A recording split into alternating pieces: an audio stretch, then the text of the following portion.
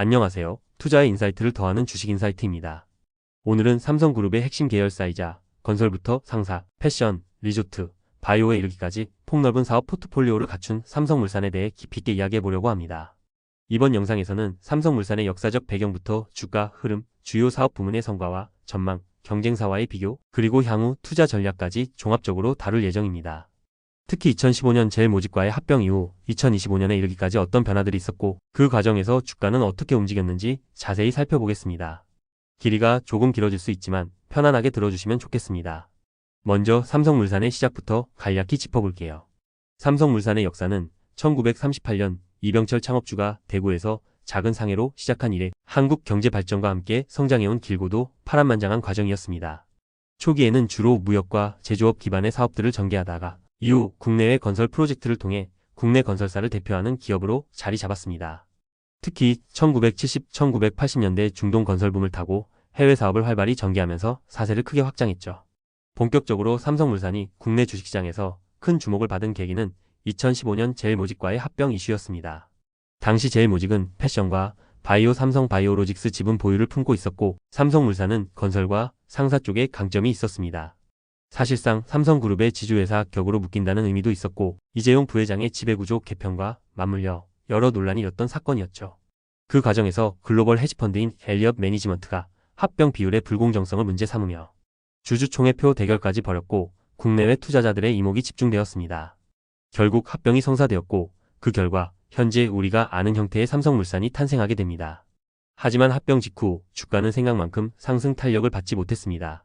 합병 당시 재무구조나 자산 가치는 컸지만 수익성이 기대에 못 미친다는 지적이 있었고 합병의 정당성 논란과 더불어 삼성바이오로직스 회계 처리 문제 등이 시장의 불확실성을 더했습니다.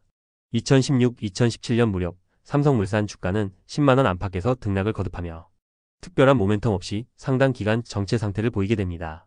그 뒤 2018년 전후로 삼성그룹 차원의 지배구조 개편 이슈가 재점화되면서 삼성물산에 대한 시각이 조금씩 달라지기 시작합니다. 사실상 삼성그룹의 지주회사 역할을 하는 것이 아니냐. 삼성바이오로직스를 통한 바이오 성장성이 이미 어마어마한데 시장에 제대로 반영되지 않고 있다. 같은 분석이 나오면서 일각에서는 저평가 매력이 부각되었죠. 그러나 동시에 회계 문제 등에 대한 당국 조사, 오너 리스크 같은 불확실성 요인이 계속되면서 주가의 탄력은 제한적이었습니다.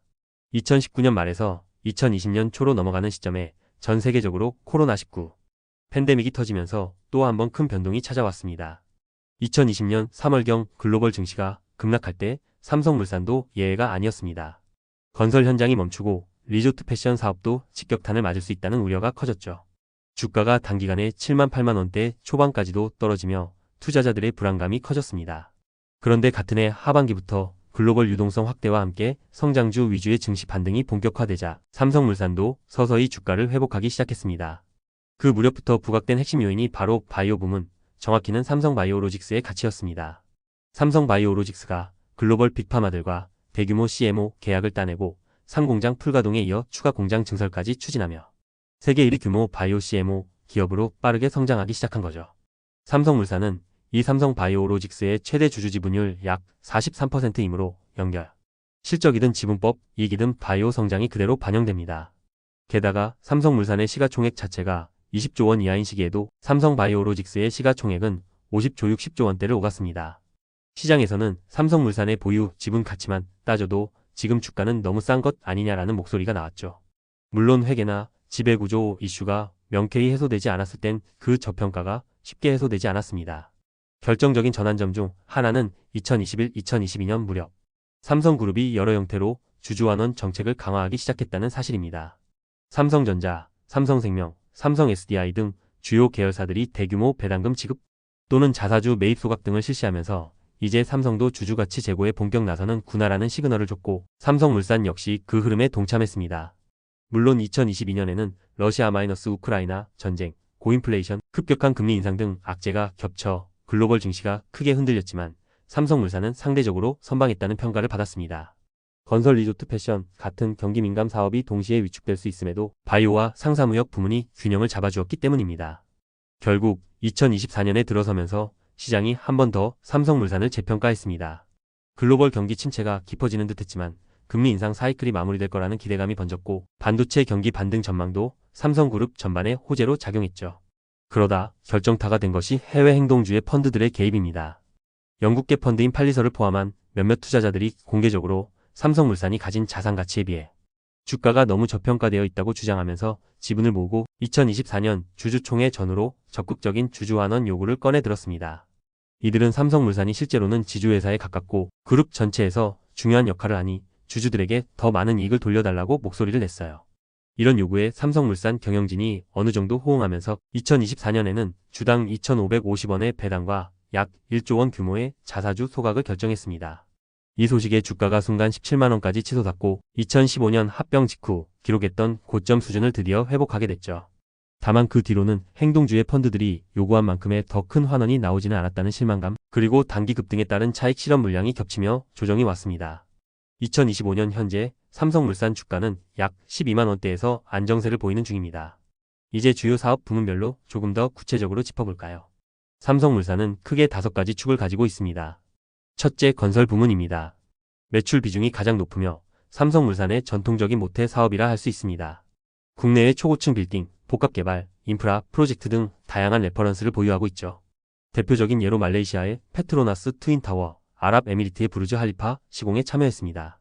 국내 시장에서는 레미안 아파트 브랜드로 정비사업 재개발제 건축 수주에서도 좋은 성과를 내고 있습니다. 해외 시장 쪽은 중동, 동남아, 북미 지역 중심으로 새로운 대형 프로젝트들을 따내면서 안정적인 백로그를 유지하고 있습니다. 최근에는 사우디아라비아의 미래형 도시 네옴시티 관련 프로젝트에 현대건설, 현대엔지니어링 등과 함께 컨소시엄 형태로 참여 중이라는 소식이 나왔습니다. 전체적으로 글로벌 경기나 원자재 가격에 민감하게 영향을 받지만 다른 건설사들 대비 재무 구조가 탄탄하고 해외 사업 경험이 많아 리스크 관리를 잘한다는 평을 받습니다. 둘째, 상사 부문입니다. 전통적인 무역 사업과 더불어 자원개발, 투자 사업을 두루 담당하는 곳이죠. 철강, 화학, 에너지 자원 등을 거래하는 트레이딩이 주된 모델이지만 최근에는 친환경 에너지 분야로 투자를 확대하고 있습니다. 예컨대 태양광 발전 프로젝트, 그린수소 생산 및 유통망 확보, 배터리 소재 거래 등 새로운 영역으로 발을 넓히는 중입니다. 다른 국내 종합 상사들과 마찬가지로 매출 규모는 큰 편이지만 영업이익률은 상대적으로 낮습니다. 다만 불황기에도 일정 수준 이상의 현금 흐름을 확보해주는 역할을 하며 해외 네트워크를 보유하고 있어 그룹 내 외국 사업 시너지 측면에서도 중요한 부문입니다. 셋째, 패션 부문입니다. 제일 모직 시절부터 이어져 온 삼성의 패션 사업으로 빈폴, 메종키친의 8세컨즈 등 다양한 브랜드 포트폴리오를 보유하고 있습니다. 소비 경기에 직접적으로 영향을 받는 산업이라 2020년 팬데믹 시기에 큰 충격을 받았지만 온라인 채널 강화와 빠른 구조 조정으로 적응을 꽤 잘했다는 평가입니다. SSF샵 같은 자체 온라인몰의 비중이 계속 늘어나며 디지털 패션 시장 대응에도 적극적입니다. 2024년 들어 경기가 둔화되면서 매출이 소폭 줄었지만 중장기적으로는 효율화와 신성장 브랜드 발굴을 통해 꾸준히 이익을 낼 것으로 전망됩니다. 넷째, 리조트 부문입니다. 에버랜드, 캐리비안 베이, 골프장, 그리고 조경 사업을 아우르고 있는데 역시나 레저 관광 산업의 특성상 팬데믹 시기에 심각한 매출 타격이 있었습니다. 하지만 2022-2023년 사회적 거리두기가 완화되면서 가장 빠르게 회복했던 곳이기도 해요. 에버랜드는 국내 대표 테마파크로서 방문객이 꾸준하고 골프장 역시 최근 젊은 층까지 골프 인구가 증가하며 안정적인 수익을 만들어냅니다. 다만 2024년에는 경기 위축과 비용 상승으로 영업이익이 전년 대비 소폭 줄어드는 모습을 보였습니다. 그럼에도 불구하고 삼성물산 전체 매출에서 차지하는 비중은 5% 내외라 회사 실적에 미치는 영향은 제한적입니다. 다섯째, 바이오 부문입니다. 많은 투자자들이 가장 주목하는 부분이죠. 삼성물산은 직접 바이오 공장을 운영하지 않지만 삼성바이오로직스 지분을 약 43% 보유해 사실상 최대 주주 역할을 하고 있습니다. 삼성바이오로직스는 글로벌 빅파마들의 바이오의 약품을 위탁 생산하거나 자회사 삼성바이오에피스를 통해 바이오시밀러 개발에도 참여하며 고성장 중입니다. 전 세계에서 생산 공장 규모가 가장 크고 매년 수조 원대의 추가 설비 투자를 이어가고 있습니다. 그로 인해 삼성물산은 지분법 이익뿐 아니라 연결 기준으로도 바이오 부문의 성장 혜택을 크게 누리고 있습니다. 2024년 기준으로 바이오 부문 이익이 전체 영업이익에서 상당한 비중을 차지할 정도이니 미래 가치가 어마어마하다고 볼 수 있죠. 시장에서는 삼성물산의 시총이 바이오 자회사 가치만큼도 안 된다는 말이 계속 나오곤 했습니다. 이제 조금 더 최근 실적과 수치를 이야기해 볼게요. 2024년 삼성물산의 연결 매출은 약 42조 원, 영업이익은 3조 원 수준을 기록했습니다. 매출 증가율은 전년 대비 소폭 상승했고 영업이익은 바이오 부문 호실적에 힘입어 두 자릿수대 성장률을 보였습니다. 특히 삼성바이오로직스가 글로벌 백신 생산, 위탁 계약 등 굵직한 계약들을 잇따라 수주하면서 이익 기여도가 크게 올라갔다는 분석입니다. 건설 부문은 국내 주택 경기 위축으로 어려움이 있었지만 그보다 해외 프로젝트 매출이 크게 늘어나면서 전반적인 매출은 오히려 증가했습니다. 상사 부문은 원자재 가격이 2022년 고점 대비 안정되며 매출이 약간 줄었으나 마진 개선으로 영업이익은 유지됐고요. 패션과 리조트는 내수 경기 둔화 여파로 다소 주춤했지만 전사적 포트폴리오가 두텁기에 큰 타격은 아니었습니다. 결국 이런 구조적 분산 효과가 발휘돼 회사 전체가 고른 성적표를 내놓았다 할 수 있습니다. 주주환원 정책 역시 2024년 들어 한층 강화됐습니다. 아까 언급했듯 배당은 주당 2,550원으로 상향 조정되어 시가 배당률이 약 2% 중반 정도가 되었고 보유 자사주 약 1조 원어치를 소각해 발행 주식수를 줄였습니다. 이는 행동주의 펀드뿐 아니라 국내 기관 투자자들도 환영한 조치죠. 다만 일부에서는 여전히 더 큰 규모의 환원 정책이 필요하다고 주장합니다. 실제로 행동주의 펀드들은 배당 성향을 60-70% 이상으로 높이라거나 더 과감한 자사주 매입을 해달라고 요구했는데 회사 측이 완전히 받아들이진 않았으니 말입니다. 그러면 삼성물산의 경쟁사와 비교해볼까요? 주로 국내 대형 건설사인 현대건설, GS건설 등이 1차적인 비교 대상입니다. 그러나 이들 기업은 대부분 건설업에 집중된 비즈니스를 하고 있죠. 현대건설은 해외 플랜트와 토목 분야의 강점이 있고 GS건설은 자이 브랜드로 유명한 주택 사업의 비중이 큽니다. 반면 삼성물산은 건설은 물론 상사, 패션, 리조트, 바이오까지 아우르고 있으니 건설사 범주에만 속한다고 보기 어렵습니다. 시가총액도 다른 건설사들과는 차원이 다르게 높습니다. 오히려 삼성물산은 지주회사적 성격을 띠면서 실제 영위 사업도 하는 독특한 기업 구조를 가지고 있죠. 이런 점이 투자자에게는 경기 민감한 건설주에 투자하는 것보다 안정적이면서도 바이오라는 새로운 성장 동력을 품고 있다는 매력 포인트로 다가갈 수 있습니다. 다만 부각되는 리스크도 있습니다. 첫째, 글로벌 경기 침체 가능성이나 국내 부동산 시장 악화가 깊어지면 건설상사 패션 리조트 모두 부정적인 영향을 받을 수 있다는 점입니다. 물론 포트폴리오가 분산되어 있어 완충 작용이 되겠지만 경기 상황이 나빠지면 아예 피해가 없을 수는 없습니다. 둘째, 행동주의 펀드의 추가 요구나 지배구조 개편 이슈가 향후 어떻게 전개될지 불확실합니다. 어떤 식으로든 주주가치 제고 측면에선 긍정적일 수 있지만 갈등이 심해지면 단기적인 주가 변동성이 커질 수도 있죠. 셋째, 바이오 부문이 현재로선 황금알을 낳는 거위 같지만 만약 제약 바이오 업계 환경이 바뀌거나 경쟁이 심화되면 예상치 못한 리스크가 발생할 수 있다는 점도 간과할 수 없습니다. 그렇다면 삼성물산의 주가 앞으로 어떻게 될까요? 증권가, 애널리스트들의 공통된 의견은 장기적으로 보면 꾸준히 오를 수 있는 우량주라는 겁니다. 건설과 상사, 패션, 리조트가 만드는 현금 흐름과 바이오 부문이 만드는 성장성을 동시에 누릴 수 있는 회사이기 때문이죠. 게다가 지배구조 개편이 언제 어떻게 이루어질지는 모르지만 만약 삼성물산이 그룹의 정점으로서 지주회사 형태가 구체화된다면 주가 재평가가 크게 일어날 수 있다는 시나리오가 오래전부터 제기되고 있습니다. 또한 해외 사업 확대, 예컨대 중동 북미동 남아의 대규모 인프라 프로젝트 수주가 가시화되면 건설 부문에서 예상외로 높은 성장세를 보여줄 가능성도 있습니다. 투자자 입장에서는 이런 장점을 두고도 고민되는 부분이 있을 텐데요. 바로 저평가가 쉽게 해소되지 않는다는 인식입니다. 삼성물산은 합병 이후 8년 가까이 자산 가치 대비 싼 주식이라는 평가를 받아왔으나 주가가 꿈쩍하지 않은 기간이 길었죠. 최근 들어 어느 정도 해소가 이루어졌지만 그럼에도 바이오 자산 가치에 비하면 여전히 낮다는 주장이 계속됩니다. 따라서 단기 트레이딩보다는 중장기적 관점에서 꾸준히 모아가거나 배당 수익과 함께 장기 우상향을 노리는 전략이 좋아 보입니다. 특히 경기 침체기에 시장 전반이 빠질 때 삼성물산처럼 포트폴리오가 잘 짜인 우량주가 더 안전하다는 의견도 있습니다. 정리하자면 삼성물산은 삼성그룹의 다양한 역량이 응축된 종합상사이자 건설사이며 동시에 바이오 산업의 성장을 흡수하는 투자지주적 회사입니다. 여러 업황 사이클에 걸쳐 있지만 그게 장점이 될 수 있고 단점이 될 수 있죠.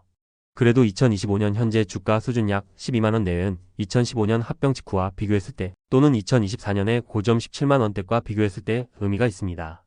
과연 향후에는 그 고점을 다시 돌파해 더 높은 평가를 받을 수 있을지 아니면 또다시 기간 조정을 거치게 될지 지켜볼 일입니다. 제 개인적인 견해로는 삼성물산은 시간을 두고 투자하기 좋은 종목이라고 봅니다. 당장의 급등을 기대하기보다 바이오와 건설 글로벌 확장 그리고 주주환원 정책의 지속 개선이 맞물리면서 점진적인 주가 상승을 이끌어낼 가능성이 높다는 것이죠. 물론 이 역시 가정이 깔려 있습니다. 글로벌 경기가 급냉하거나 국내외 정책이 예상치 못하게 바뀌거나 삼성 바이오로직스의 성장세가 둔화되는 등 여러 변수가 생긴다면 상황이 달라질 수 있으니 매 분기 실적 발표와 시장 뉴스들을 꼼꼼히 체크하는 습관이 필요합니다. 오늘 준비한 삼성물산 이야기는 여기까지입니다. 생각보다 긴 시간이 걸렸지만 이 한편으로 삼성물산의 과거와 현재 그리고 미래까지 어느 정도 한눈에 볼 수 있었기를 바랍니다. 본격적으로 투자를 고민하시는 분들은 추가적으로 회사 사업보고서, 실적 발표자료, 애널리스트 리포트 등을 꼭 참고해 보시면 좋겠습니다.